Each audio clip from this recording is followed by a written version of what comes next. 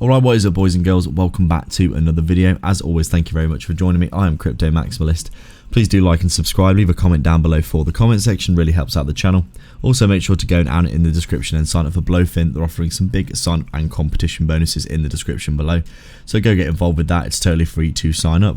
And also, finally, if you're interested in my trading bots, which have been making me over 5% a month returns completely passively over the past few years, send me a Twitter DM down below via the link as well. And you can get hooked up with one of those. It's been allowing me to average into the crypto markets over the past few years.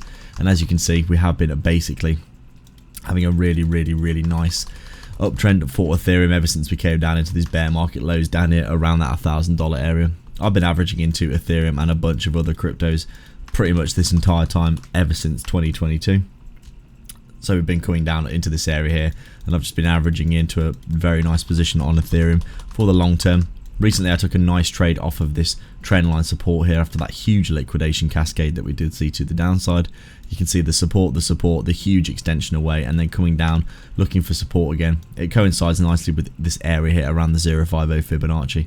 Obviously we had this big consolidation for a while with resistance and support, but once you start to see this happening where we can't come up and test the highs again, we were looking for a big cascade down. Obviously we came down below our 618 Fibonacci as well for a really big liquidation to the downside, and then as you can see, decent bounce back up above our 618. But right now looking like we've definitely got some work to do in terms of price action.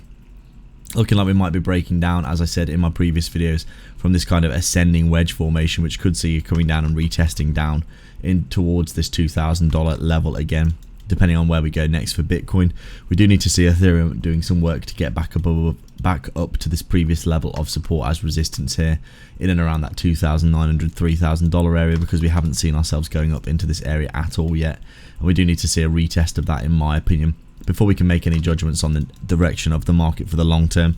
I do think we'll probably recover in terms of the macro, but in terms of over the next few weeks, we could see ourselves chopping sideways quite considerably around the 618 level. So